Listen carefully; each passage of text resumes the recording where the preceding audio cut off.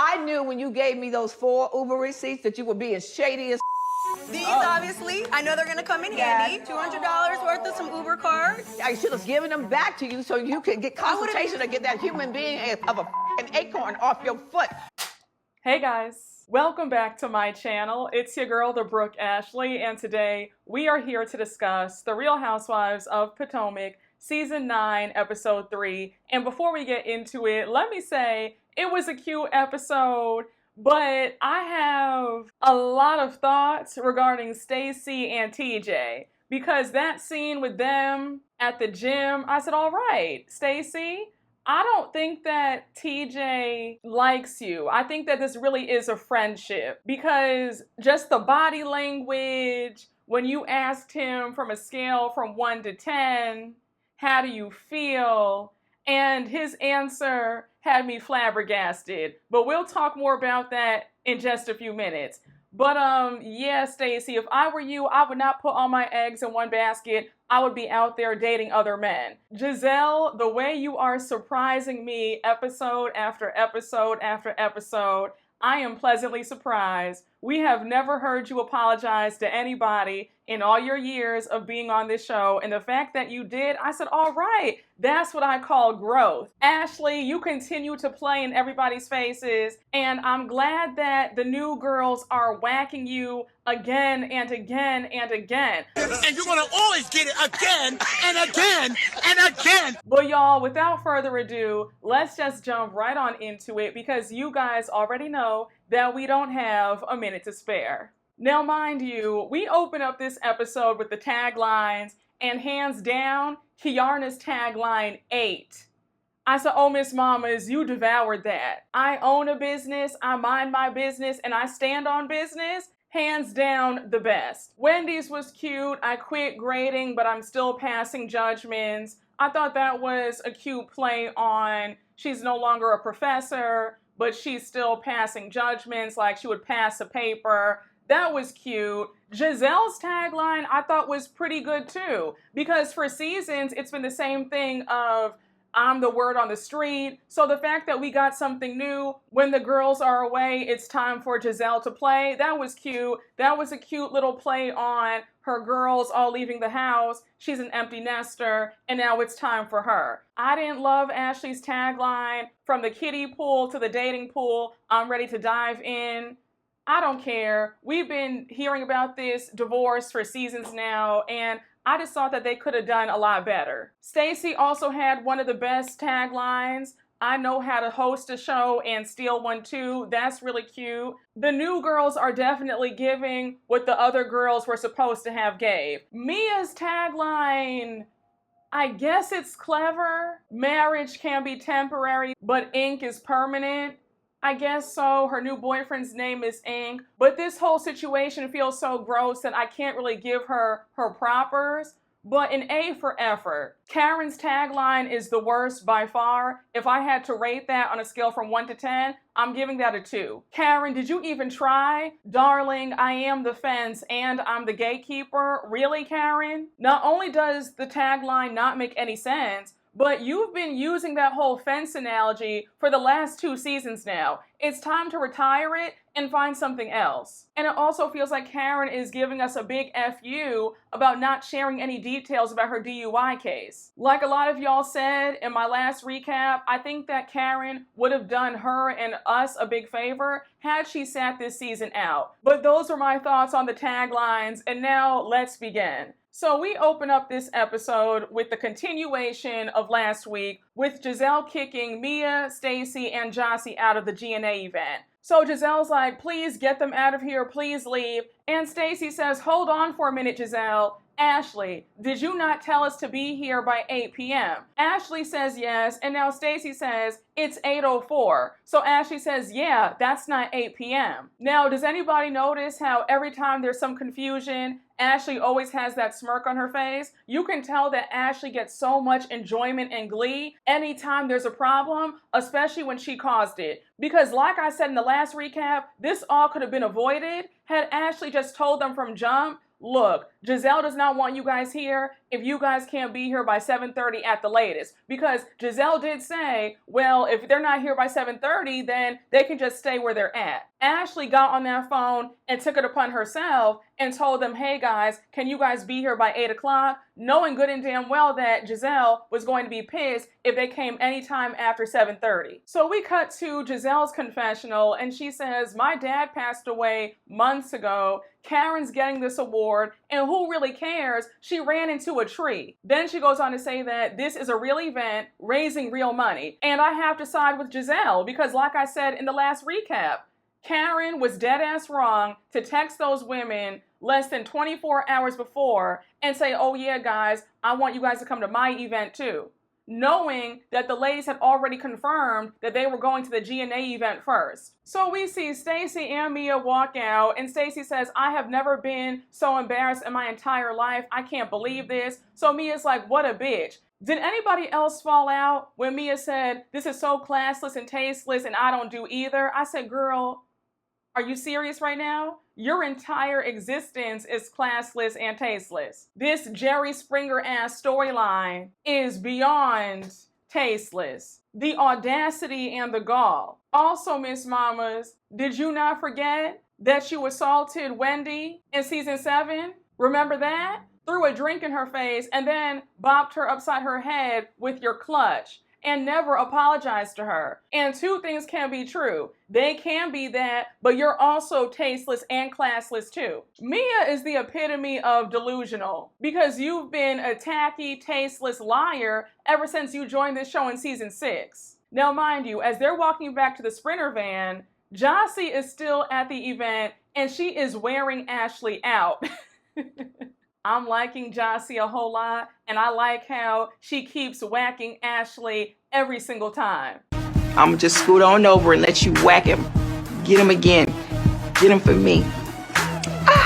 So Jossie says, we got here at 20:03 military time. That's 8:03, 3 minutes after 8 p.m. And for you to kick us out with security, are you crazy? I would have rather not been invited. So Jossie turns around to leave. Ashley's sitting there gagged. She's speechless with nothing to say. And now we cut to Ashley's confessional and she says, ultimately, this is between Karen and Giselle. Because Karen knew good and damn well what she was doing when she invited the ladies to her event at the last minute. But we see Giselle talking to her guests and she's like, well, I shouldn't have invited them. And now one of their friends tells Ashley that Ashley should go outside and ask them all to donate. Now I said, Ashley, if you have any sense in that pea brain of yours, you will stay your behind inside. You can't kick somebody out and then say, oh yeah, by the way, do you guys want to donate? And the fact that you actually went outside and did that, I said, girl, are you serious? I was so happy when Jossie said, oh no, girl, back away. And she closed that door in your face. I said, exactly. Don't play with me like that. You get security on me to escort me out, and then you have the nerve to turn around and ask me for a donation? Absolutely not. Oh, and before I forget, no shade to Karen's friend Vivian, seems like a sweet lady, but Miss Vivian is thirsty to get a contract because her going outside, I said, oh, she wants camera time badly. So as the Sprinter van takes them back to their homes, Stacey says, what kind of businesswoman yells at her own event that you guys need to leave? And Mia says, no businesswoman that I want to do business with. And I said, girl, shut up. You were up there going upside people's heads while you were still the CEO 2 seasons ago.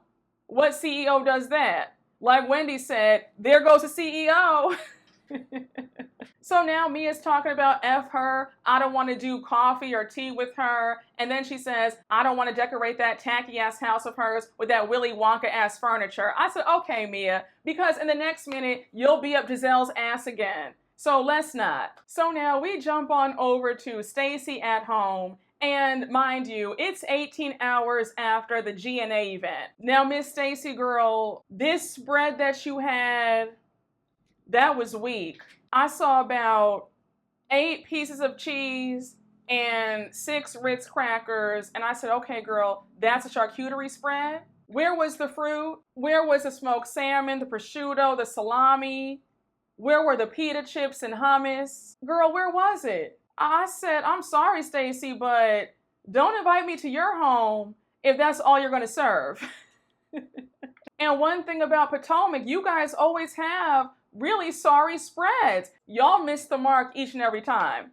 We've seen Ashley have people over, and all she has for them is a Corona and a glass of tap water. Karen hosted that pickleball event last season and had beans and franks. And y'all know I love a good spread, but unfortunately, my mouth was not watering when I saw Stacey and that spread that she had. Girl, I'm gonna need you to step it up. So anyhow, Jossie's over, and of course, they're talking about what went down last night. And Stacey says, oh my gosh, these girls are walking around with security. Do we need to hire security? And Jossie says, well, apparently so. So now the doorbell rings and it's Ashley. Now, the minute Jossie heard Ashley's voice, she rolled her eyes. I said, girl, I know that's right, because I do the same thing every time she's on my screen too.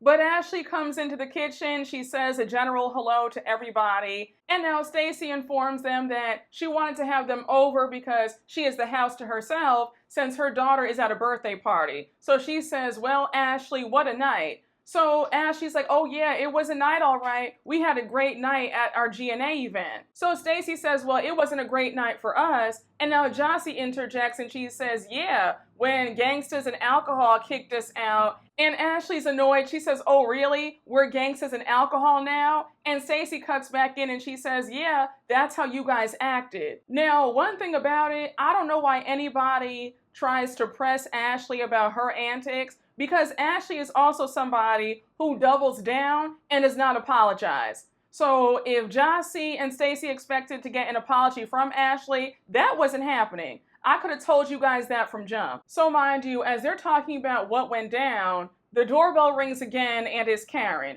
We see that Ray has dropped Karen off and Stacey greets her at the door, and we're back at the kitchen and Jossie and Ashley are going at it. So Jossie says, well, first things first, Ashley, I just want to say, despite all the stuff that went down, I do want to say sorry for the Sprinter van door closing on you. And of course, since Ashley is such a grifter, she's like, oh yeah, about that, I woke up today and my arm was a bit sore. I said, okay, girl, you just can't help yourself. I said, what, do you plan on suing Jossie now? And the fact that Jossie is with an NFL player, I'm sure you look at her as a quick buck. Because we all remember how your ex was trying to sue Candace last year over some nonsense. I was so happy that Jossie shut that down. She said, oh no, girl, no, you're not sore. Your arm does not hurt because I did a reenactment myself and the Sprinter van door is soft. So things are getting heated between Jossie and Ashley, and they're talking to each other in very raised voices. So Karen walks in and she's like, what the F is going on? And now Jossie's like, oh, we're just having a quick little chit chat. And Karen's like, oh, okay, but are you guys going to resolve your issues? So Ashley's like, yeah, girl, about that, I have a question for you. Giselle told me that you guys spoke on Wednesday, and you told her that you wouldn't be inviting anybody to your event because you were not trying to have a conflict with our GNA event. So Karen's like, yeah, that's true. And now Ashley says, okay, so then why did you text everybody in the group chat at 6:30 a.m. asking them all to support you? And Karen, here's why I've never been able to really get behind you all the way. Because for you to twist your mouth and say that you invited everybody because this award was a very prestigious moment for you and you wanted everybody's support, I said, oh, Karen, stop it. Bravo didn't even take this event seriously because they had to show the footage from the women. They didn't even send the camera crew out to your event because it was BS and you know it. This whole Grand Dame act has really gone to Karen's head. So Ashley's sick of Karen's BS too, and she says, now Karen, don't start, because when I asked you about this award last week, you couldn't even tell me what it was for. So one thing about Karen can never give you a straight answer. So she says, well, that's not true, because last week it was my birthday inquisition party. I said, oh my gosh. If Karen calls that an inquisition one more time, I'm going to scream. So now Ashley calls out Karen for deflecting, and Karen says, oh no, I know that you're not talking about deflecting when you were deflecting about your ex-husband Michael pinching asses. So they play the flashbacks of season 4, and I was screaming because Karen was on Ashley's ass. I'm gonna keep saying this, especially since Michael's name was mentioned, but I find it to be extremely weird that Ashley was not fired when all that was uncovered about Michael and that butt grab. The same way Bravo canceled Shah's Sunset because of what Mike had going on with his ex-girlfriend, they should have had Ashley fired the minute that news came out about what happened between him and that producer. If that had been anybody else, they would have been gone. I'm just trying to understand, why does Bravo protect and love Ashley Darby so much? It's not adding up to me. But again, that's another topic for another day, but I will never understand how Ashley is still on this show. And Karen, once again, two things can be true at the same time. You and Ashley are both the queens of deflecting. So here goes Karen fishing for sympathy, and she says, Ashley, I could have died. And Ashley's not one to give sympathy, so she says, girl, don't do that. You could have taken somebody else's life. And Karen is pissed, so now she starts reading Ashley about those Uber gift cards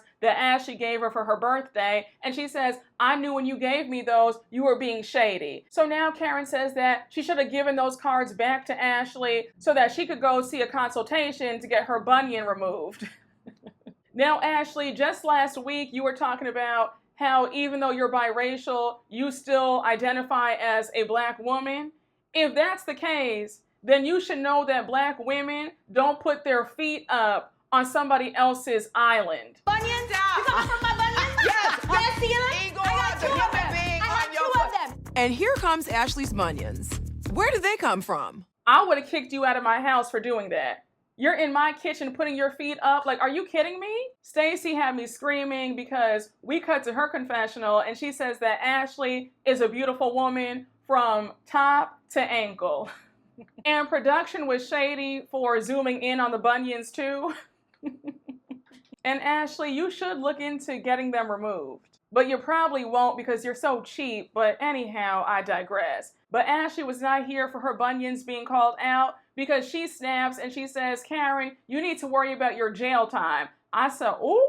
And I said, but Karen, you do need to worry about that because your second DUI and you refuse the breathalyzer test and it's now a criminal case, girl, you should be scared. So Stacey and Jossie both jump in and they're like, Ashley, that's too far, just stop. So now Stacey says, look, how can we all move forward and get past all this? Is Giselle going to apologize, yes or no? So Karen says that Giselle will apologize because she's wrong. And I said, but Karen, you also need to apologize because that was not right of you to invite them to your event at the last minute. So we cut to Ashley's confessional and she says that she's not sure about Giselle apologizing because Giselle is known to be the ice queen. But Stacey does make it clear that the only way she'll move on is if Giselle apologizes. So now we jump on over to Wendy at home and she has her mom over and her daughter Cameron is also in the kitchen and her mom is teaching her how to make yam porridge.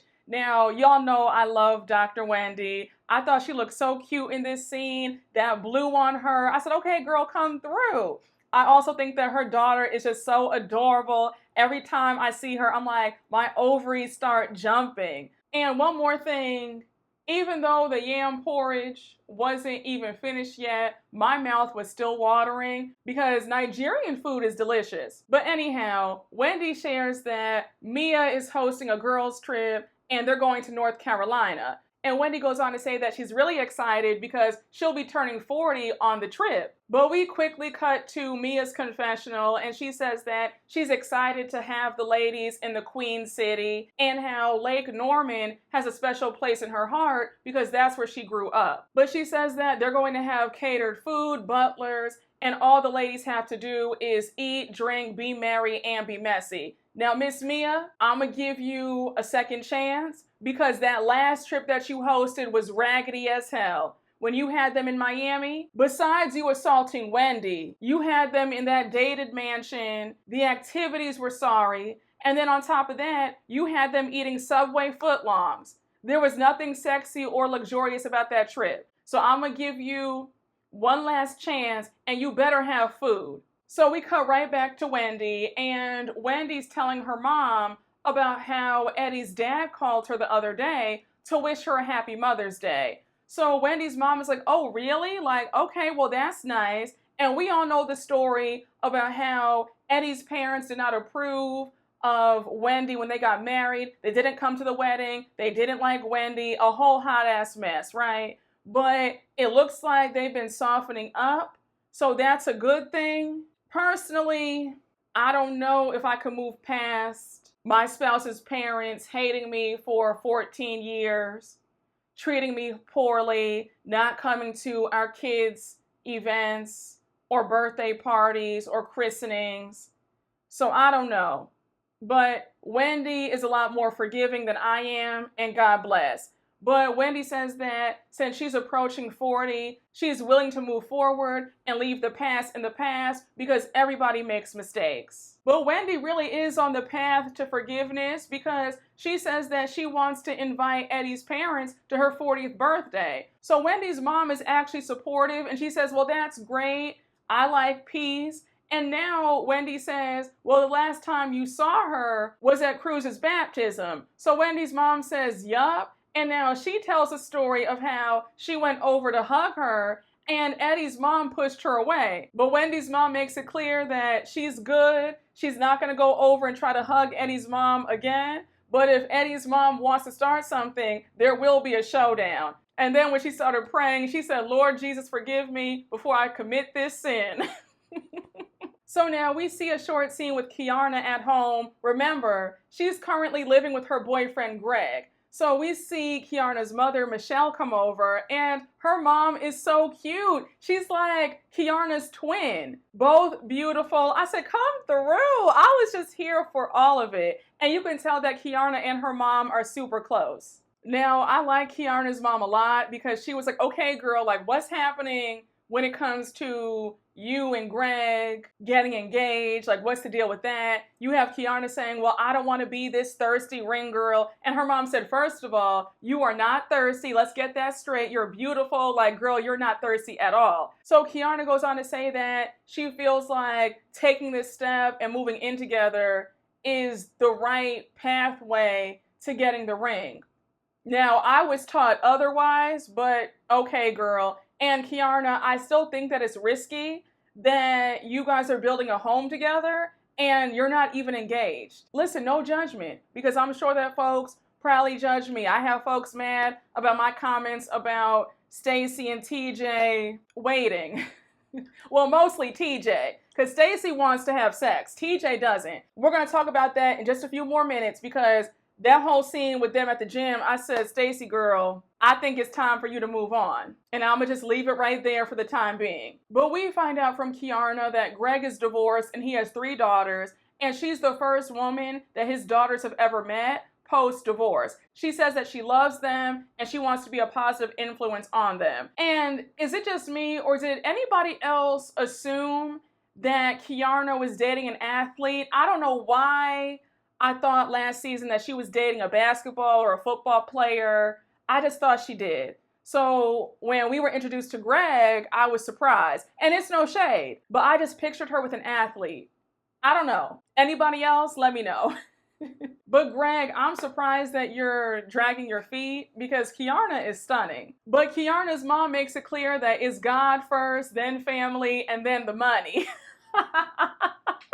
I said, Keiarna's mom is my kind of girl. So this next scene was super cute because Giselle's twins, Angel and Adore, are getting ready for their prom night. Grace is back to see her sisters off, and it was just adorable. Giselle's asking her daughters about curfew, and I was like, wait, what? A curfew? It's prom night. I remember getting back at like 8 in the morning. But then finding out that one of the twins doesn't care to stay out late. She prefers to be at home by like 11:30. I can understand that. But I think the other one likes to party. But that's neither here nor there. It's always a pleasure seeing Giselle's daughters.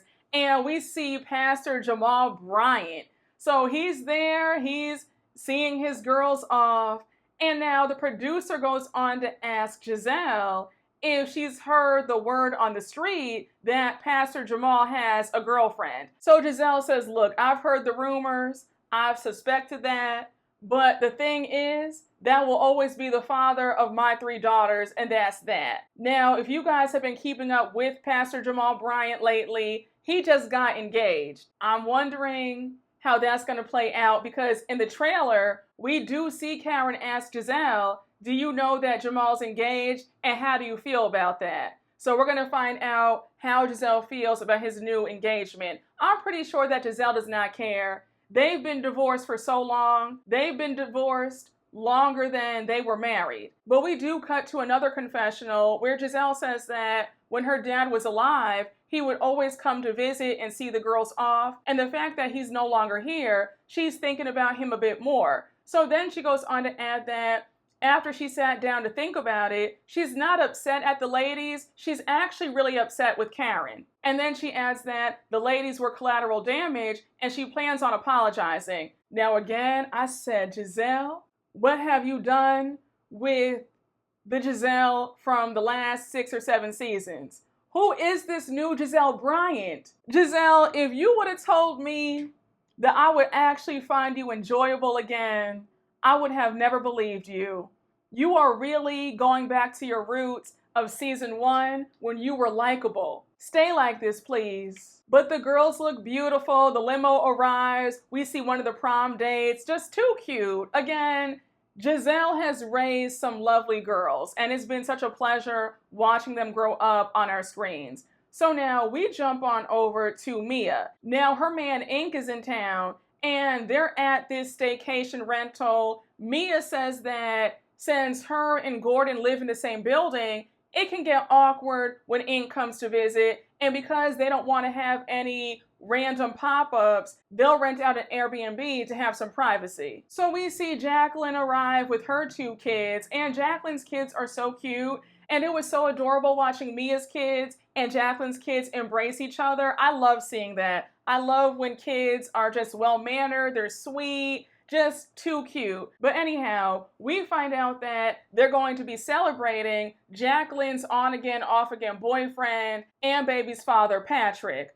I'm not trying to be shady, but Jacqueline is so thirsty to me. Every time she pops up on my screen, you can just feel the thirst oozing out of her pores. Like she is hungry for that full-time spot. Now, the same way I got on Stacey about that spread that she had earlier on, where was the spread at this vacation rental? We saw a bottle of Casamigos, a bottle of Henny, and a sheet cake, and a bag of popcorn. What kind of celebration is this? Where is the food?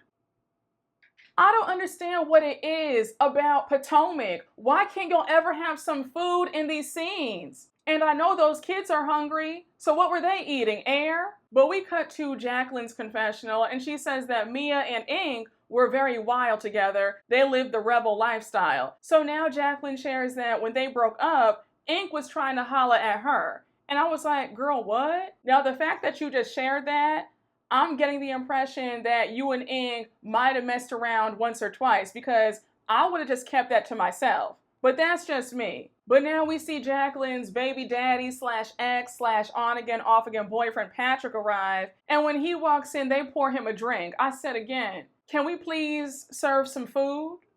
Where is the food? Now, did anybody catch that shade from production? Because now we see Patrick and Ink talking, and they're talking about kids. So Patrick's like, oh, do you have any kids? And Ink's like, that's my baby right here. And production zooms in on Jeremiah. Now, I don't care what anybody says. I still believe that Jeremiah is Gordon's. I do not believe that Jeremiah is Ink's son.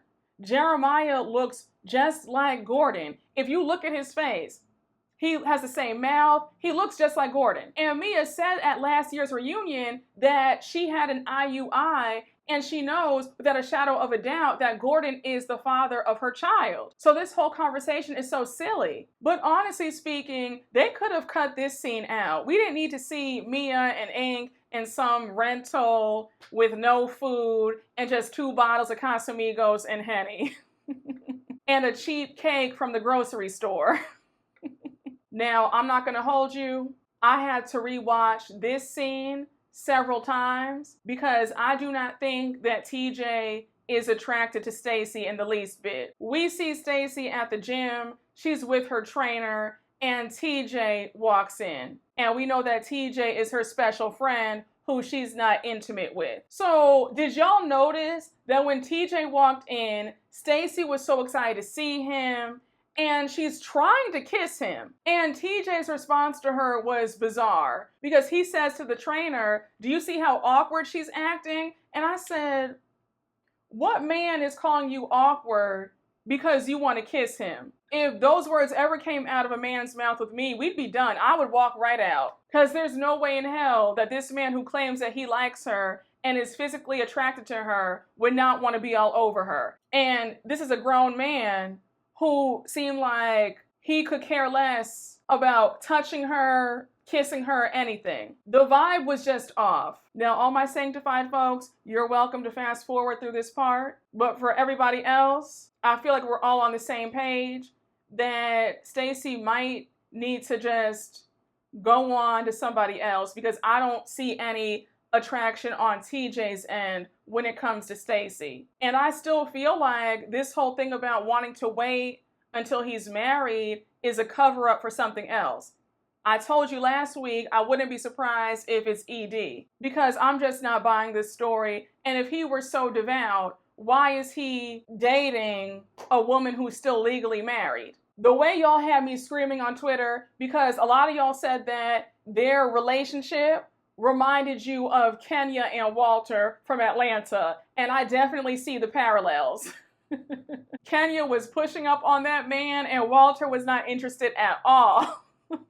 So they're working out, and at one point, Stacey's lifting up this giant weight, and TJ is helping her. And you could tell that Stacey was trying to, back it up on him, and he was kind of like, moving away. So now they take a quick break, and Stacey says, "How come our trainer had to give us the biggest balls?" And now TJ makes a joke saying, because that's what every black man wants. So Stacey makes a joke, and she's like, "Well, speaking of balls," and now TJ cuts her off, and he says, "I ain't sleeping with you." So here's where I was a bit confused, because Stacey says, "Well, I know that, but can you at least tell me on a scale from 1 to 10, how badly do you want to have sex with me?" So he says on a scale from 1 to 10, and she says yes. So he says the letter K. I said, wait, what? Stacey was like, "What does that mean?" And he says, "That means 0. I said, it would have been at that moment where I said, "Shout out to everybody, I have fun." Oh! Shout out to everybody. I had fun. I gotta be good. Because if I ask you that, I expect to hear a 20. Stacey, I'm very confused while you're putting your eggs into TJ's basket. I don't think that he wants you in any capacity. I think that this just might be a friendship. And even the producer was confused, because the producer goes on to ask Stacey if TJ is a virgin. So Stacey's answer to this question was also weird, because she says, well, he's not a virgin. TJ has been intimate with other partners, but when it comes to having sex with a woman, he wants to wait until marriage. I saw various comments about that statement on Twitter. A lot of y'all feel like, was she alluding to something else? I'm quite eager to see what y'all have to say down below. Like I said in my last recap, I've never met a man, religious, not so religious. I've never met a man who was talking about waiting. And especially for them to be in their 40s, maybe there are some, but this story just isn't adding up to me. The math ain't mathing. His body language with her, he didn't seem to be on the same page. And then Stacey saying that he's worth the wait. I said, girl, what? A man is supposed to be saying that about the woman is worth the wait, not the other way around. And I think that TJ is going to have you waiting forever. So they're done training, and now TJ is asking her about how the divorce is coming along, and Stacey's not trying to talk about that. So Stacey tries to touch him. She's massaging his shoulders, and I thought it was a bit odd that TJ jumped up immediately, and he was like, you always want to do that? You don't want to just talk? And I just said, yeah. his aversion to her touching him in any which way, I don't think that they're a match. And then you have TJ saying that she needs to understand that he wants to do things the right way. And I said, look, I'm speechless. All I know is I would not be wasting time with TJ. I would be dating other men. And Stacey, you're a beautiful woman. You don't need to be in some weird pseudo relationship. I'm not trying to come off as judgmental, but yeah, I just, that wouldn't work for me. The same way that Ashley said in the last episode, couldn't be me, yeah.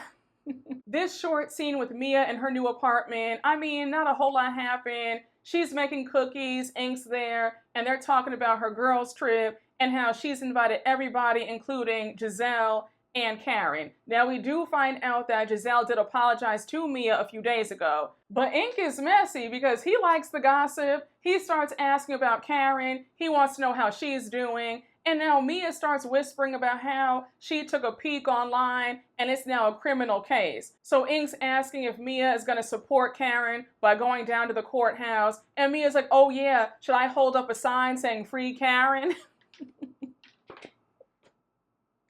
They are so messy. But I will say that you can tell that Mia really is attracted to Ink because I never saw this chemistry between her and Gordon, ever. And whatever piece of chemistry that she mustered up went all the way out the window when Gordon lost that money. So now we jump to a cute group scene with Giselle, Ashley, Stacey, Jossie, and Wendy hanging out. Now before Wendy got there, Stacey and Jossie addressed Giselle about what the F happened at the GNA event, and Giselle does apologize. And again, it's a new day because we have never seen Giselle apologize and just own up. So this is beautiful. So everybody's all good. It's all smoothed over and we can move on. Now, let me just quickly say, I thought that Stacey looked phenomenal in that orange dress. I mean, chef's kiss. Jossie also looked good. I said, yes, ma'am. But Wendy arrives and she's asking what were they talking about before she got there. And they tell her that Giselle apologized and Wendy was shook. She said, wait, what? Giselle apologized? Is that her body double? Because that's not the Giselle that I know. But Wendy brings up how she's excited for the trip and how she can't wait to celebrate her birthday while they're there. So they all cheer because they're excited. And now Giselle wants to get to know Stacey more. And she's like, oh, Stacey, I heard that you have 2 children. So Stacey clarifies that she only has 1 child, her daughter Arabella, who's 8. Then she brings up how she's going through a divorce with her husband of 16 years. So the way Stacey said it, you can tell that she's still hurt by the divorce. And Giselle picks up on it because she says, well, do you want the divorce? Because you sound sad about it, whereas when I got divorced, I was happy. So Stacey makes it clear that she'll never celebrate divorce. And now you have Ashley interjecting. And of course, Ashley has to be messy and spill Stacey's tea. So she's like, oh girl, she's fine. She has a new friend now. So Stacey is irritated and she says, Ashley, I've had you over my home many times. And when I told you that, that was between me and you. So Ashley's playing dumb and she's like, oh girl, I had no idea. But Stacey, if you've been watching this show, then you would know that Ashley is messy. Even a casual fan of Potomac knows that Ashley can't hold water. So why would you think that Ashley would keep your secret about your friend TJ? So Stacey clears it up and says that she's not ashamed of her friend. She's ashamed with how Ashley revealed it. Well, Stacey, let this be your lesson to never share anything of importance with Ashley again. But Giselle tries to calm Stacey down and she reassures her that as long as she's happy, that's the most important thing. And kids pick up on vibes. So as long as she's good, then her daughter will be good too. And Giselle, while that's great advice, nobody wants to hear that after somebody blurts out their business like that. So now it's the day of Mia's trip to North Carolina and everybody's at the airport except for Stacey. Stacey is going to meet them there because somebody in her family passed away, so she's staying behind. So anyhow, they get on the plane, they touch down, and everybody split up into 3 different cars. So we see Mia and Karen in one car, Keiarna, Jossie, and Ashley in another car, and then Giselle, Wendy, and Jacqueline in another car. So in Giselle, Wendy, and Jacqueline's car, Giselle and Wendy are getting along like they've been good the entire time. Giselle's asking Wendy how does she feel about turning 40 tomorrow. Wendy says that she feels good, but she's a bit, I guess, nervous. She can't believe that it's her last day in her 30s. And now they pass by a Catholic church, and Wendy's like, oh, are you Catholic? Do you go to Catholic church? And Giselle says, yes, she does. So now we learn information that Giselle stopped going to Catholic church when she was married to Pastor Jamal Bryant, because we know that Jamal Bryant is AME. So she says that it was a huge culture shock going from a Catholic church to an AME Zion church. And Wendy's like, oh my gosh, I had no idea. You learn something new every day. And we cut to Giselle's confessional, and she says, I can't believe I'm enjoying talking to Wendy. And I said, now, Giselle, you could have had wonderful conversations all these years had you not been a complete asshole to her for no reason. But I'm glad that you guys are cool again. And it was nice to see you guys having a real conversation, laughing and joking. It just felt like old times again. And now we flip over to Mia in the car with Karen.